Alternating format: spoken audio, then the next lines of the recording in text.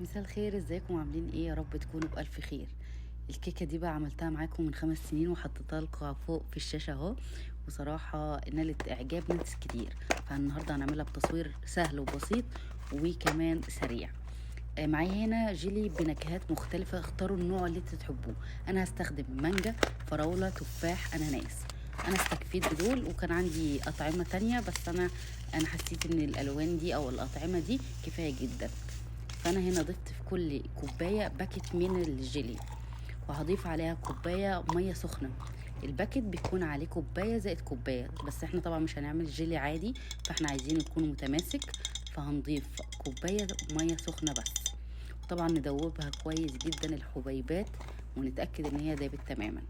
هنا بقى عندكم علب بلاستيك، اكريليك، بايركس. اي علب ممكن تستخدميها في الوصفه دي. انا استخدمت هنا علب اكريليك وبلاستيك. ضفت بقى في كل علبه كده الباكت اللي احنا مدوبينه، وهبدا ادخلها التلاجة لحد ما تتماسك. كمان ممكن تستخدموا قوالب زي كده، بس انا طبعا القوالب ديت انا بس حاطه فيها كده عشان هعمل بقى حاجه تانية. وانا استكفيت بالسمك اللي هو عملته في القوالب. طبعا لو انتوا عايزين تحطوا يعني لو العلبه اكبر من كده ممكن عادي تحطوا المقدار كله.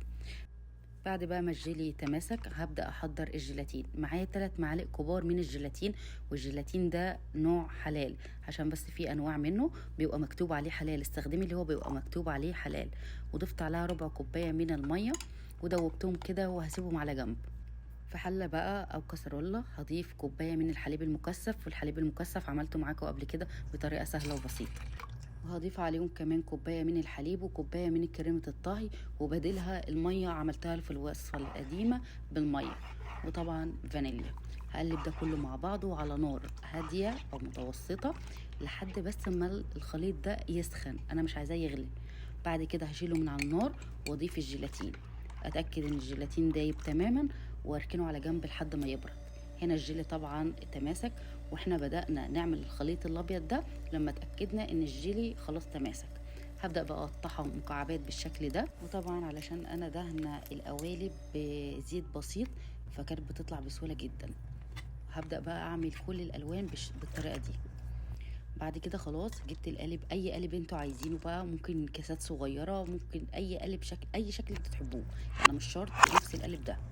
هحط بقى الجيل الملون ده، وحاولت كده ادخل الالوان في بعضها. ابدا احط الخليط الابيض، وزي ما قلت لكم لازم يكون الخليط الابيض ده بارد تماما، لان لو حطيتيه سخن هيسيح لي الجيلي.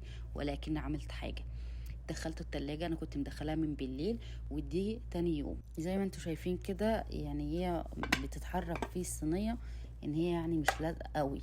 فانا هنا قلبتها على طول من دون ما احطها في مية سخنة، وهبدأ اعملها بمسدس غاز كده. طب ما عندكيش المسدس ده، يبقى مية سخنة تحط فيها القالب لمدة ثواني وتقلبيه. شايفين الجمال؟ تحفة بجد. حبيت احط واحدة نعناع كده هي مش محتاجة، هي فيها الوان مبهجة اصلا وتحفة. وبجد يعني من ساعة ما عملتها من 5 سنين لحد الان بتجيلي عليها تعليقات. فانا حبيت اعمله لكم في فيديو جديد وسريع، وكمان يعني نجدد كده بما اني في وصفة عجبكم وبحب ان انا اكررها في التصوير. كمان الاطفال بتحب الحاجات دي، والحاجات اللي هي بالذات الملونة بتلفت نظرهم جدا جدا. وطبعا فيها مكونات كلها يعني ما فيهاش اي صعوبة. شايفين انا قاعده بهزها كده عشان فرحانه ان هي بتتهز كده. وبجد جربوها هتعجبكم جدا وبألف هنا. ولو عندكم اي سؤال اكتبوا لي في اول تعليق. اشوفكم على خير، باي باي.